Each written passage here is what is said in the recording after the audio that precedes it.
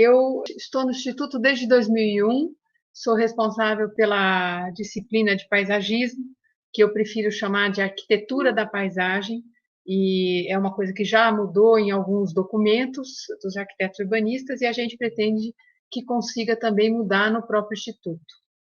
E a minha fala, ela vai um pouco na direção dessas atribuições profissionais que o arquiteto urbanista tem. Ou seja, o que faz um arquiteto urbanista? Um arquiteto urbanista projeta espaços, não é? Estas coisas que a gente passa por, não é? Que não são só as casas, as coisas edificadas, mas, no meu campo disciplinar, os espaços livres. As ruas, as avenidas, as praças, os parques, não é? E quando a gente projeta esse tipo de espaço, tudo isso tem uma história para que a gente possa, de fato, ter consistência nesses projetos, não é? Eu vou tentar aqui contar um pouco disso para vocês, mostrando umas figurinhas, tá?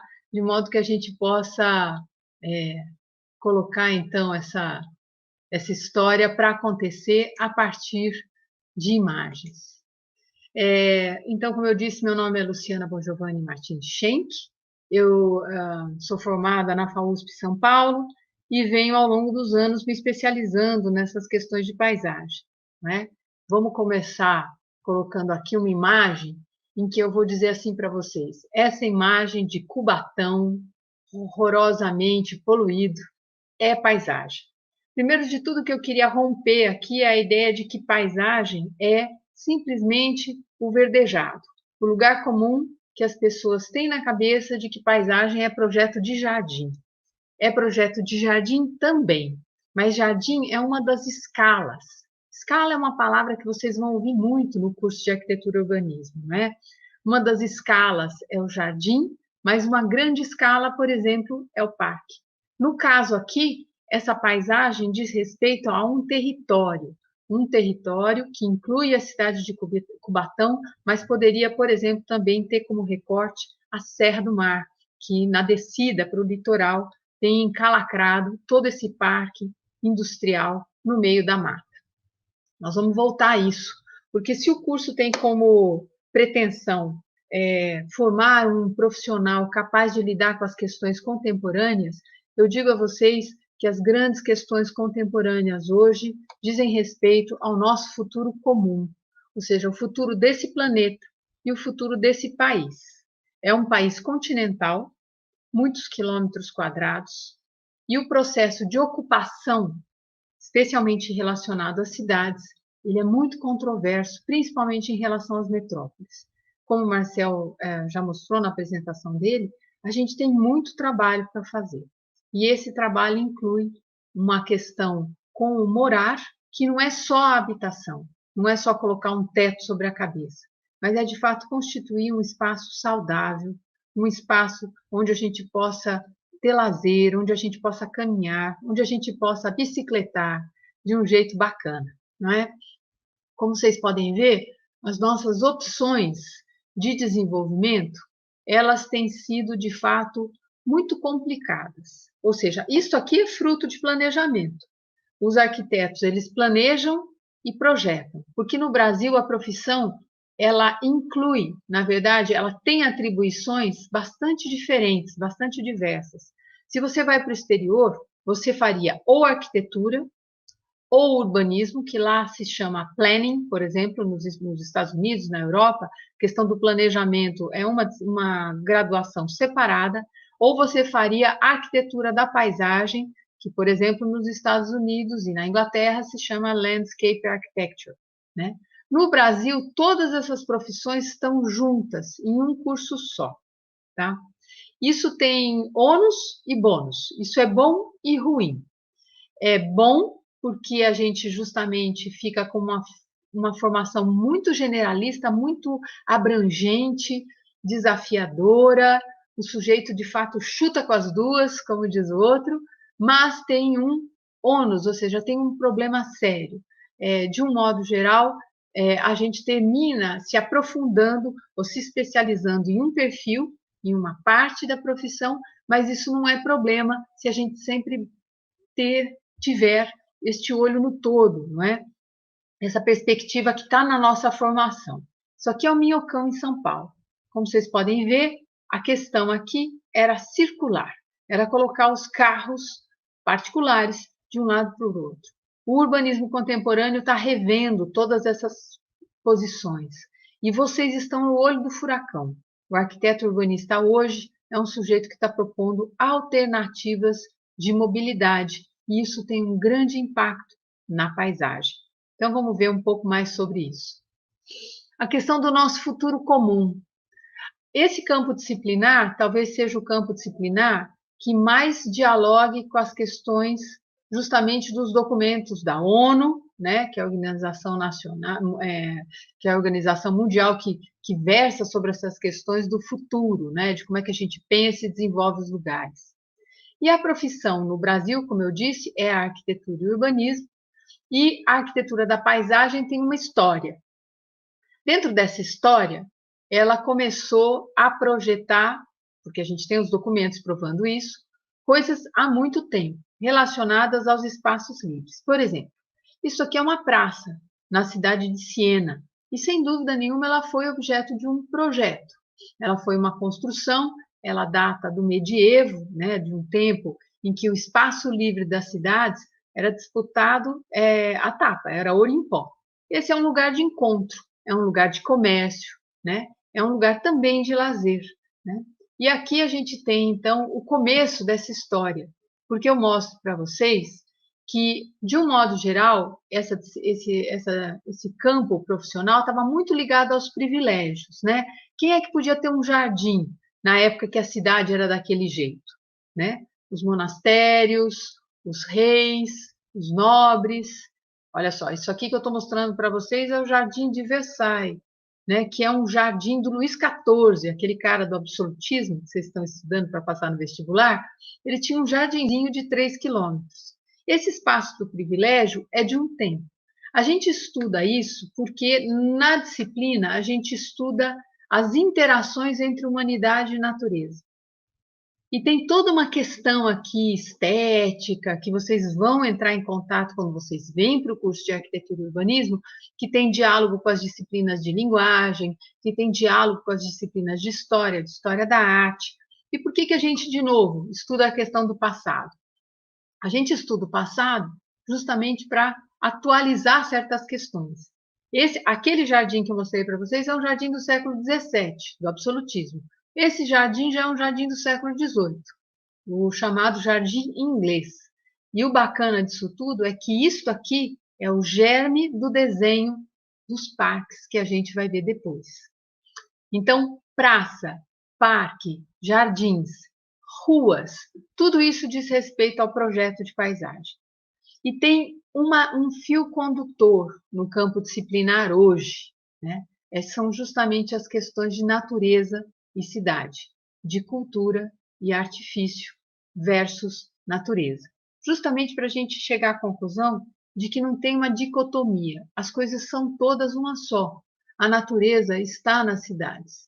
E tudo isso começa a ficar muito mais sério a partir da industrialização.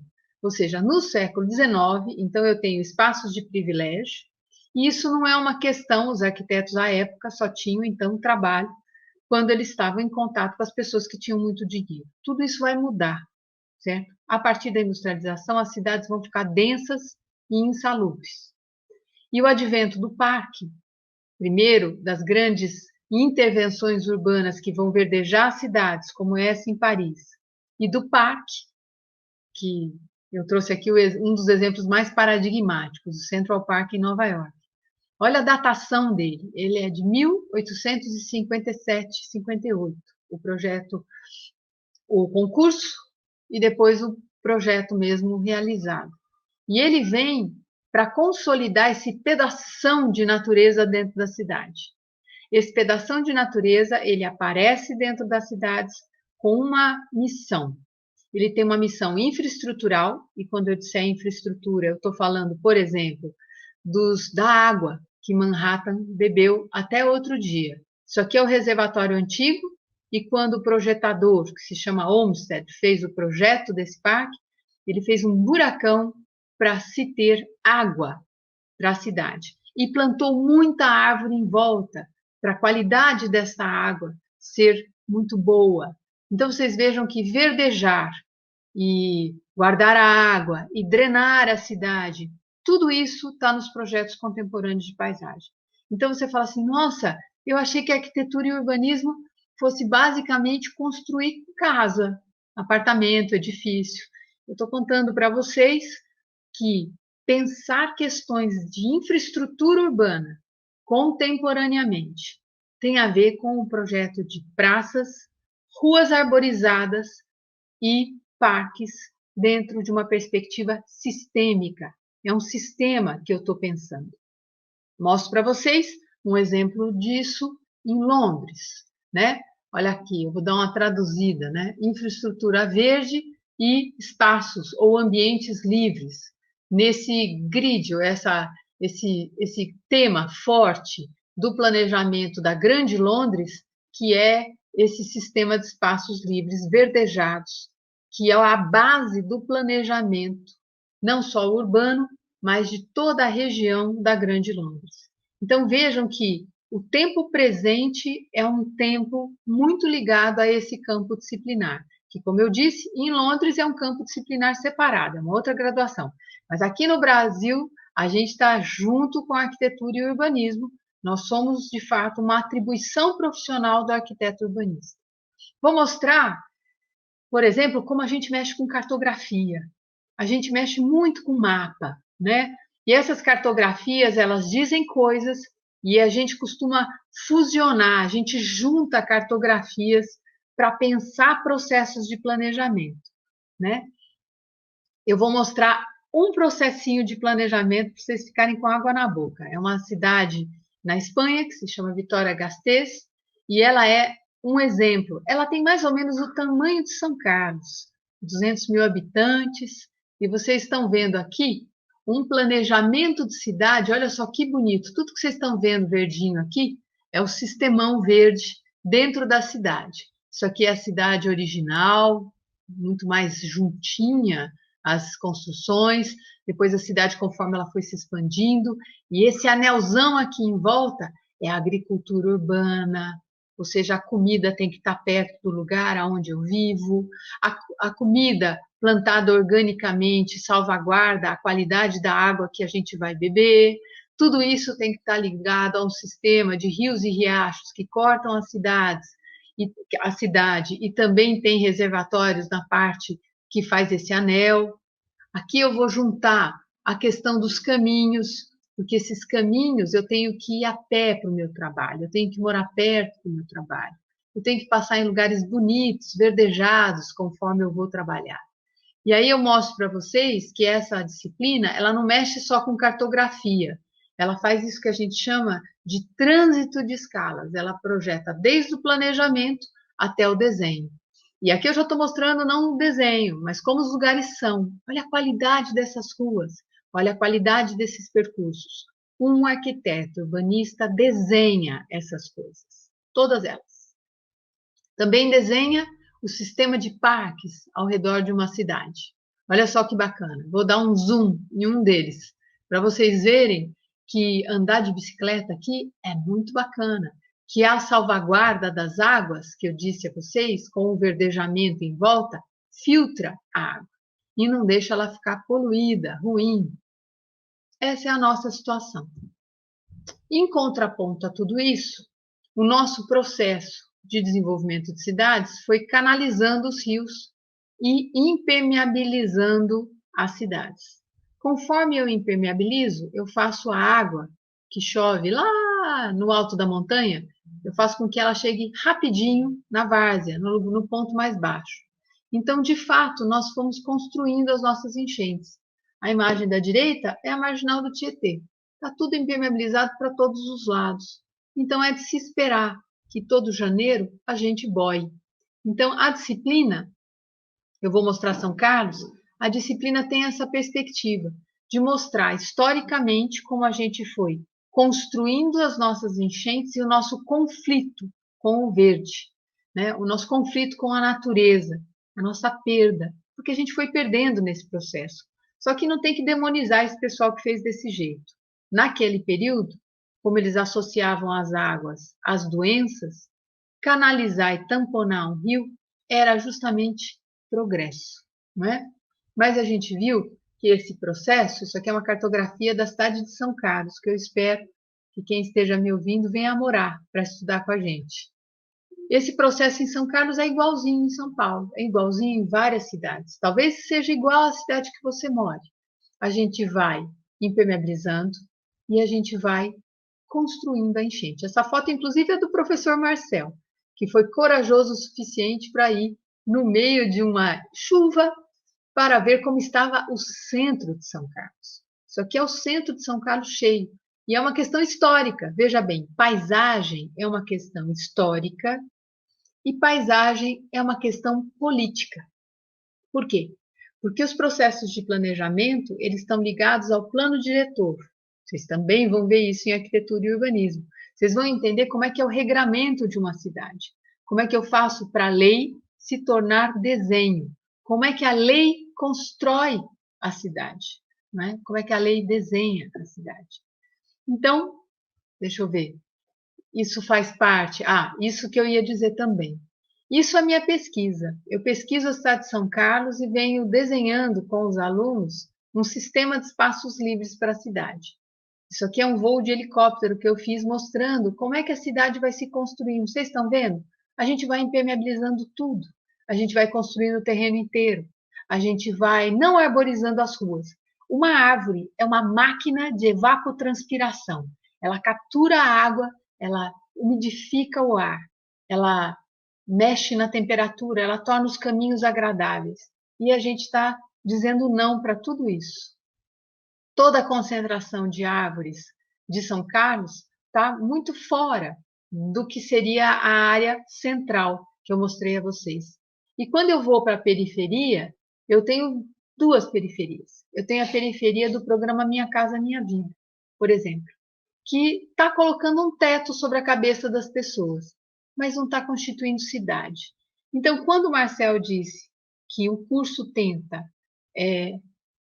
provocar uma formação crítica, trazer essas questões de história, ativando a história para o momento do planejamento do projeto, é um pouco esse arco de coisas que a gente vê, que a gente vai tomando contato, que a gente vai querendo, de fato, constituir cidades, lugares, regiões inteiras diferentes, muito melhores para se viver. Tá bom? Essa é São Carlos. E eu finalizo aqui. Isso aqui é uma das cartografias que o grupo já confeccionou. Quem vier para o lado de cá vai conhecer mais sobre isso. Tá bom? Era isso, gente. Muito obrigada. Vou dar um ESC aqui. Vou parar a minha apresentação. Vou voltar para vocês. E stop.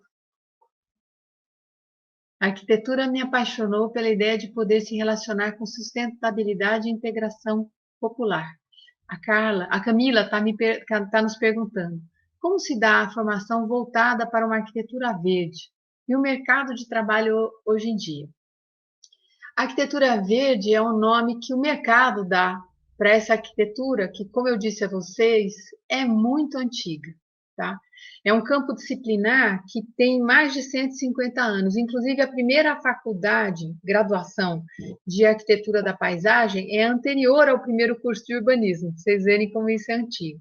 Porque quando os pensadores e as pessoas interessadas em pensar um futuro, porque as cidades tinham se tornado densas e insalubres, elas começaram a dar muito problema, e aí eles começaram a se reunir e dizer assim, bom, o que a gente vai fazer com essa cidade?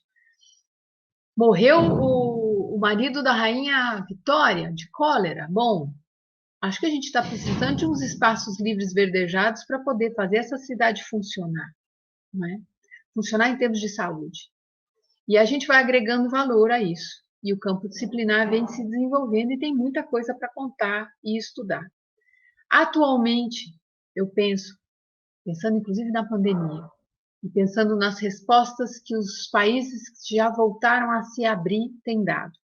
Os espaços livres verdejados, a relação com os rios é ponto fundamental para a gente constituir uma cidade salubre, uma cidade sã.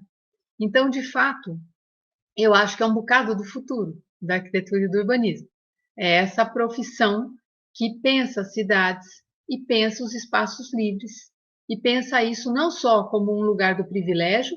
Eu não estou dizendo que a gente não projete a piscina, o fundo do quintal. Eu mesmo comecei minha carreira, eu sou vegetariana e fiz 1 milhão de churrasqueiras. Eu brincava que eu tinha vendido a alma para o diabo, né?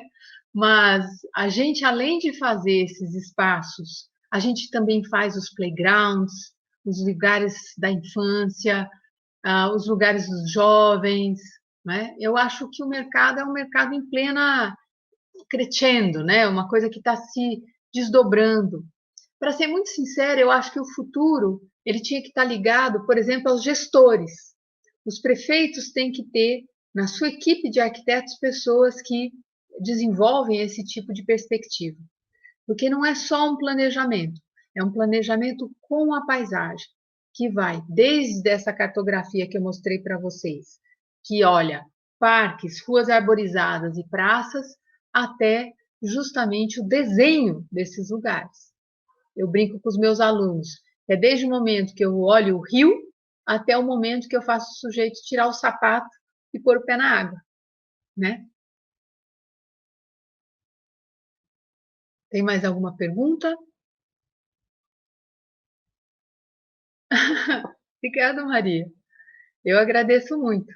De fato, eu gosto, eu sou suspeita porque eu gosto demais do que eu faço. Que legal, Bárbara. Gostei também de falar com vocês. Vocês são muito acolhedores. Se bem que eu sou suspeita porque eu fico vendo um montão de problema, mas fico também querendo projetar todos eles, planejar todos eles.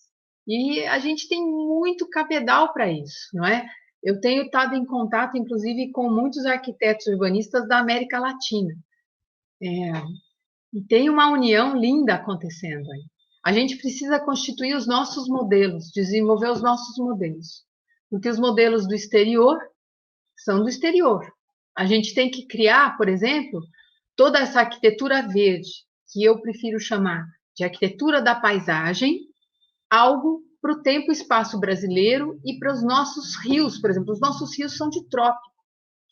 Os rios de trópico têm um pico de água muito rápido. Como é que a gente resolve isso? Tem gente que acha que resolve com piscinão.